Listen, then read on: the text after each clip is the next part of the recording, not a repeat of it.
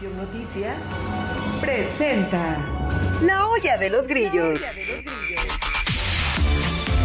Es política, pero no le cambie. Una radiografía del proceso electoral, sus actores y el contexto desde una perspectiva periodística. Señoras y señores, gracias por acompañarnos. Estamos de nueva cuenta en este segmento que hemos denominado La Olla de los Grillos.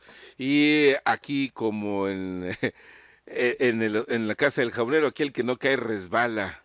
Le comparto a usted que al final de cuentas, y como lo platicamos aquí, casi en los tiempos, en las formas y con los modos que habíamos platicado, sucedió la aprobación de la reforma judicial. Adelantabas bien el lunes, Juan, de las versiones de que apuntaban Miguel Ángel Yunes, al señor Yunes, ¿sí?, como el que le dio la puntilla a las esperanzas el Judas de la llamada oposición, ¿no? Pero había otro, ¿no? Hubo otro más, ¿no? Bueno, Daniel Barreda, ¿no? Sí. Que se ausentó por una audiencia que tenía su papá, una diligencia judicial que tenía su papá, y que realmente, pues, lo que se vio, pues, era también una jugada de la de Sansores, ¿no? Y él, bueno, pues, que había primero ofrecido que se iba a sumar a las bancadas de Movimiento Ciudadano, a la que él pertenece, PAN, PRI y PRD, ¿no? Y demás, que iban a votar en contra, pero al final se ausentó, se fue a Campeche a acompañar a su papá, una forma muy burda, ¿no? de escurrirle al bulto, pero así creo que sí, más o menos salió, ¿no? Me parece que fue una jugada estratégica previamente acordada con el coordinador de los senadores de Morena, Adán Augusto, ¿no? Porque evidentemente son decisiones trascendentales para la vida política del país, para la vida judicial, para todo este sistema, este engranaje que pues ya prácticamente ya está aprobado. Claro, es un hecho consumado. Claro. Lo que llama la atención, Jaime, Juan, es que para poder consumar este propósito, echaron mano de lo peor que puede tener el ejercicio de la política a la mexicana. Sí, arrabalera, ¿no? Arrabalera. Porque necesitaron el voto de un hombre que persistentemente el presidente de la República calificó como deshonesto, corrupto. Y el señor Yunes también persistentemente viejo criticaba loco al presidente como viejo loco. Viejo loco, vividor del erario, sí, en fin. Y además traía ahí un pique persistente con Cuitlahua García, el gobernador de Veracruz. Y en el momento en el que debieron haber hecho una revisión de una ley de justicia, lo hicieron con una deshonestidad que no era lo que se esperaba. Más bien con el perfil de deshonestidad que representa la clase política del país. La dinastía Yunes, plenamente beneficiaria en su momento del régimen del revolucionario institucional, exacto, en su momento también del PAN, transita de la mano con el Bester Gordillo al Partido Acción Nacional en una alianza ahí bastante perversa con el expresidente Felipe Calderón. Y hoy, precisamente, ironía de la vida política y social del país, un actor que representa lo más oscuro de la corrupción es quien es el fiel de la balanza para consolidar una reforma al Poder Judicial que se supone que sería mejorar lo que es el sistema judicial del país. Mejorar. Y que ese sistema judicial hasta ahora había perdonado a los Yunes. Así es, y además, bueno, a pesar de que tienen órdenes de aprehensión. Uno de ellos, ¿no? Que fue, creo que, presidente municipal de Boca del Río, ¿no? Que también tiene cuentas con la justicia. Y además, bueno, los Yunes, pues son, digo, al menos Yunes Linares, el papá que fue también director del ISSSTE, todo lo demás, dejó muchas cuentas pendientes, ¿no? La propia Galvester Gordillo, ¿no? Dice, hay una columna que leí hoy, donde que ella misma había pedido, primero le había apoyado y después decían, pues que este cuate no es confiable, ¿no? Mejor, pues cámbielo al presidente Felipe Calderón, y por ahí se vinieron las cosas cuando era director del ISSSTE. Pero no es el único caso. Mira, en la política mexicana también vemos el caso del gobernador de Sonora, que fue secretario particular de Vicente Fox. No, y primero fue de Colosio. Y primero de Colosio. Alfonso Durazo. Alfonso Durazo, sí. Y luego terminó siendo el coordinador de Morena en la selección de las corcholatas. Regañadota que se llevó de Claudia Sheinbaum, ¿no? Y por ejemplo, mira, digo, a lo mejor, pero por ejemplo, nuestro exgobernador Alejandro Murat, ayer proponiendo, ¿no? Bueno, en su discurso, ¿no? Muy enjundioso y un abierto defensor de la Cuarta Transformación y de la reforma judicial, ¿no? Diciendo, no, nunca más. Y luego el senador Corral. Jueces que se manejan solos, ¿no? Entonces quiere decir, bueno, ¿cómo dice? Que se manden solos. ¿Dónde queda exactamente la autonomía? ¿Dónde queda la autonomía, la división de poderes, no? Sí, por ejemplo. Y No luego se miden. aparece Javier Corral, exgobernador de Chihuahua del PAN, con señalamientos y orden de aprehensión. ¿Y con qué cinismo fueron? Lo rescataron, lo hicieron senador y era el voto que necesitaban. Lo que sí queda claro es que en este ejercicio, que es político estrictamente, el gobernador de Oaxaca tiene por hoy bastantes sonrisas y muchas sonrisas todavía por presentar. Fue el que aportó 6 senadores para la aplanadora del Partido Movimiento de Regeneración Nacional en el Senado de la República. 6 senadores. El estado de Oaxaca, por lo menos 3 sí son de él, marcadamente. Claro. Y luego fue el primer congreso del país. El otro es de su hermano. Bueno, todo queda en familia, ¿no? Sí, claro. Y resulta que fue el Congreso de Oaxaca el primero en aprobar la reforma y además por unanimidad. Eso claro. es control político. No, claro, totalmente. Es un mensaje sumamente político del gobernador Salomón Jara Cruz hacia el mismo presidente de la República, Sí. Andrés Manuel López Obrador, a la presidenta electa Claudia Sheinbaum Pardo, de cómo el control político legislativo, la estructura de política de Oaxaca, pues la tiene plenamente dominada y afinada el gobernador y rinde resultados para lo que significa un Estado, un Congreso del Estado ser el primero en mandar el mensaje, más allá de otras lecturas que le dan de pues sumisión, complacencia. Más bien yo creo que es un mensaje político de complacencia, sí, pero no de sumisión, más Yo bien lo veo más de acuerdo. Sí, yo lo veo más del lado de la política al estilo del presidente López Obrador, en donde tiene no solamente todo el control, sino además todas las definiciones proyectadas. Porque con el cambio de gobierno, los 23 gobernadores del estado, Del 23 país. gobernadores del país, perdóneme, son los jefes políticos de su entidad. No, claro, Y totalmente. frente a la determinación de nombrar al hijo del presidente López Obrador como secretario general de Morena, habrá un asunto muy interesante en este país. No, totalmente. Los gobernadores también significan un poder fáctico en la clase Claro, política. claro, sus propias jurisdicciones Me y territorios. queda claro que también hay un bloque de los fundadores de Morena que son leales plenamente al presidente de la República. Totalmente. Una cosa es que la presidenta va integrando, conforme va pasando los días, su gabinete legal y ampliado, que significan también lealtades a la presidenta de la República, a la presidenta electa, en consecuencia originalmente al presidente Andrés Manuel López Obrador. Pero en este proceso de transición también el presidente tiene lealtades sembradas en la administración que viene y en el Claro. partido Morena. Dos terceras partes del gabinete de Claudia Sheinbaum, pues son gente leal a López Obrador, ¿no? Y había que ver, nada más considerar, analizar perfiles de los senadores y los diputados el Congreso, en el Congreso de la Unión, cuántos son leales al presidente López Obrador. Porque digo, esta aprobación casi fast track, ¿no? Aunque hubo pues mucho jaloneo y todo, pero esta operación fast track para aprobar la reforma judicial, pues más bien es un capricho de cumplir al presidente de la República. Sí, pero es una demostración de poder, Juan. Claro, No, claro. por supuesto, no, eso es innegable. Sin embargo, bueno, pues es cuestión, decir, ¿cuál es lo que le va a dejar a su futuro? Pues un poder absoluto, ¿no? Un poder absoluto que ya tiene sus es que repercusiones. la proyección que desde ahora Sí. se ve es el poder absoluto del presidente, no de la presidenta, Juan, porque claro, tiene pero el control de su partido con su hijo Andy, y tiene el control María Luisa Alcalde. de la administración Claro. pública con los que él propuso. Y asunto interesante, la ceremonia en donde fue junto con la presidenta electa a las Fuerzas Armadas. con las Fuerzas Armadas al campo militar número 1.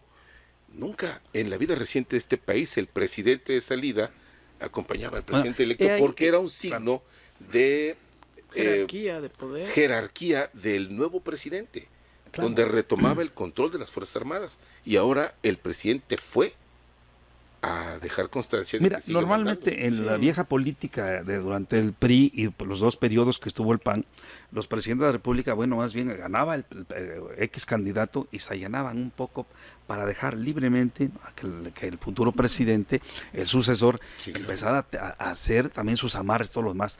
Hoy el presidente llevó de la mano a la presidenta electa. Él la llevó a la zona militar. Claro, aunque rendieran en plenicie, todavía no es el tiempo de rendición ahí de, digamos, de lealtad, ¿no? La marcha a la lealtad y demás, esas cosas que tenemos todavía en el país. Yo pienso que ese es un poder absoluto del presidente, sí, pero el presidente está en algunos días de dejar el poder.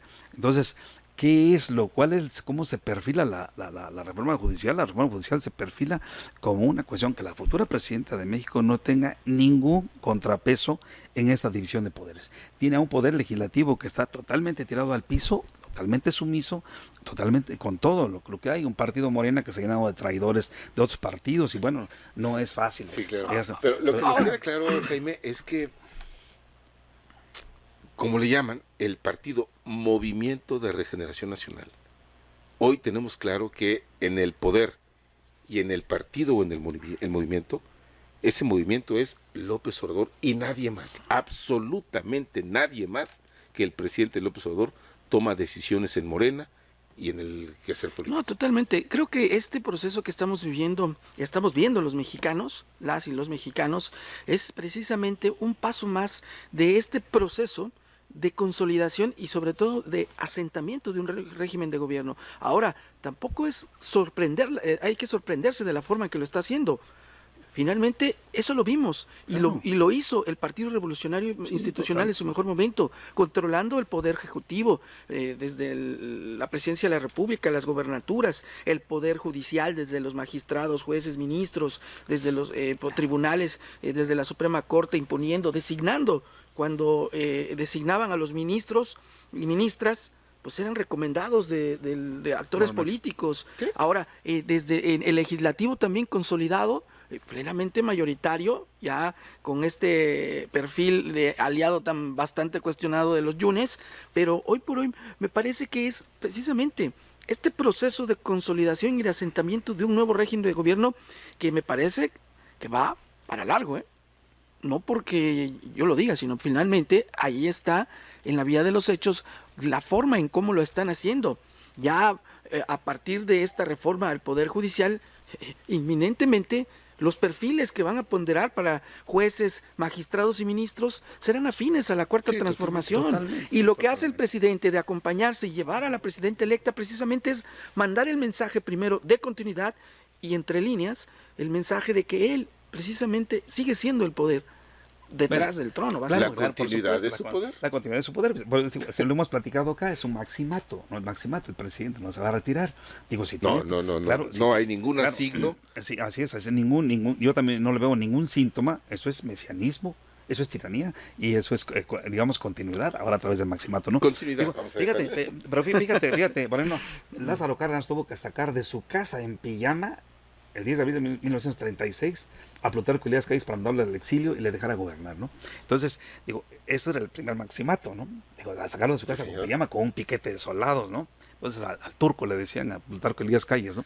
Eso es maximato. A la Santos Tado le fue muy parecido también. Ah, sí, también ahí se le fue, pues tenía todo el control de la Huasteca Potosina y todo lo demás. Pero fíjate, eso es lo que yo percibo, ¿no? Que sí. Déjenos.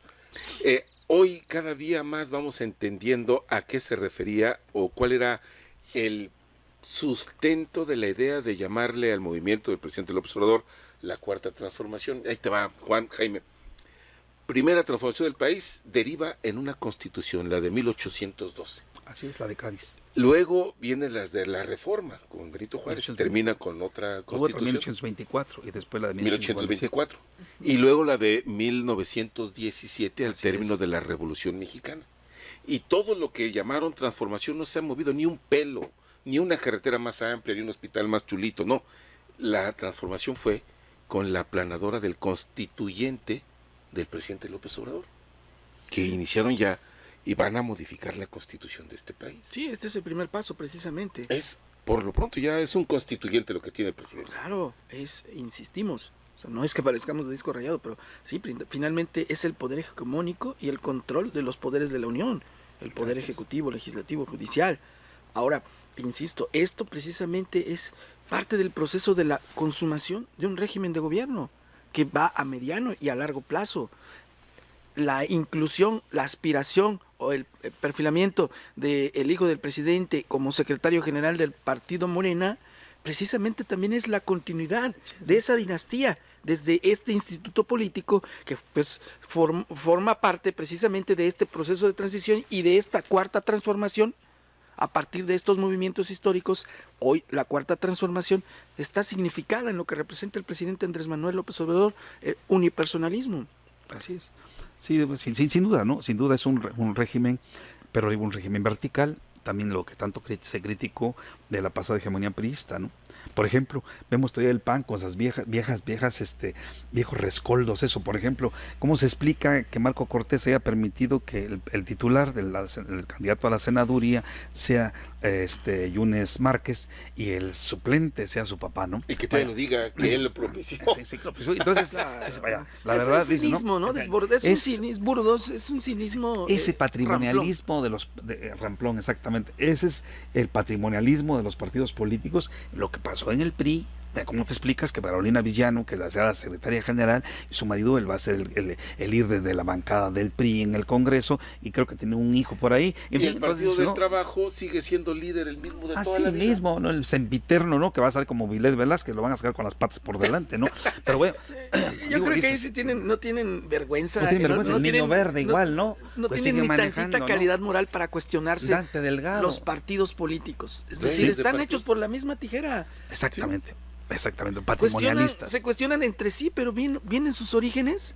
Primero, la mayoría del revolucionario institucional. Sí. Las mismas prácticas, con distintas formas, pero al mismo tiempo el resultado es el mismo. Entonces no ha cambiado nada. Lo único que cambió fue la Constitución, que además, hay que decirlo, la Constitución de 1812 le da forma a un país con la independencia. Las de la Reforma cambian la relación del quehacer y la separación de la Iglesia y Estado. Y la del 17 es después de la Revolución, que fue un movimiento muy doloroso. Y esta que le llaman Cuarta Transformación, ¿hacia dónde va? A la socialización de México, de la República Mexicana. A lo mejor lo que decía hace rato, ¿no? Una monarquía republicana, ¿no? Es posible, ¿no? Posible, porque realmente es cierto, ¿La ¿no? monarquía parlamentaria? Han de ser... esa ya está consolidada. Totalmente consolidada, ¿no? Los ves, realmente los ves como los nuevos constituyentes, ¿no? Con sus discursos muy, de repente, tiernamente ridículos, decía alguien por ahí, ¿no?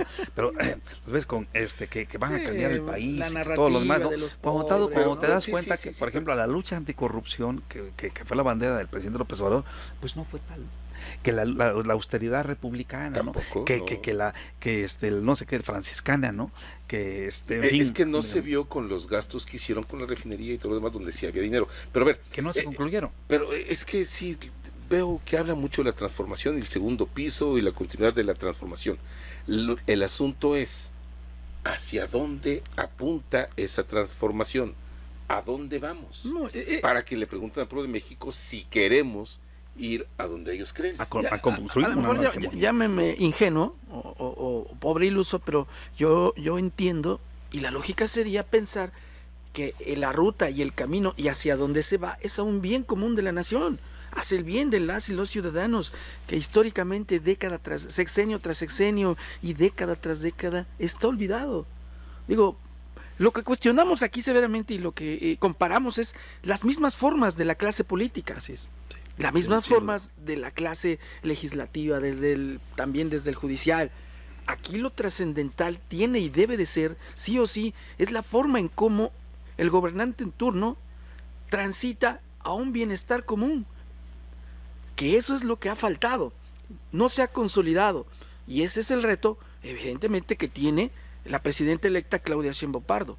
Ahora, si vemos que es el segundo piso, la misma continuidad, la misma estructura, el control del poder atrás de la silla presidencial, pues creo que difícilmente vamos a tener la confianza de que se consolide un bien común. Hay avances, sí, hay retrocesos también y hay escenarios y hay situaciones que deben de cambiar. Ahora partimos también de que la misma ciudadanía, sí o sí, también está obligada a demandar más resultados. Pues sí, no sé si sea un exceso de ingenuidad. Eso es lo que se entiende y nos gustaría a todos. Ahora falta por definir. Ahora explícame a las estructuras del poder qué entiendes por bien común.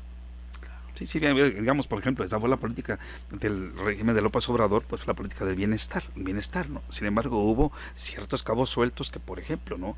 Para las Fuerzas Armadas ocupadas en otra cosa, no en lo que le compete. Un mecanismo de inseguridad en el país brutal, ¿no? Los señalamientos de complicidad con el narcotráfico, ¿no? Abrazos, no balazos. Por ejemplo, las medicinas, un sistema de salud colapsado totalmente. Pero hay cosas, ¿no? Es que es hacia dónde tienes ese bien, ¿no? Hacia dónde apunta este bienestar común, este bien común, ¿no? Ojalá digo que se atiendan, por ejemplo, las prioridades, porque digo, en todo hay más, al menos yo, como yo lo percibo, pues hubo más fracasos que aciertos, ¿no?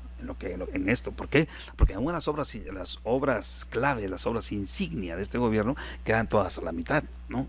Ni la refinería ha refinado ningún litro de gasolina, ni el Tren Maya, ¿no? Que apenas viene la segunda parte. No será sustentable en 30 o 40 años. Entonces, eso es adelantado. Hay muchas cosas, ¿no? Pues mire, al final de cuentas, cuando nosotros preguntamos esto de hacia dónde va el bien común, es nomás para saber, o vamos como borregos todos por miedo o empujados con latiguito, o pues vamos, nos sumamos al camino y vamos aplaudiendo con panderos en la ruta, ¿no?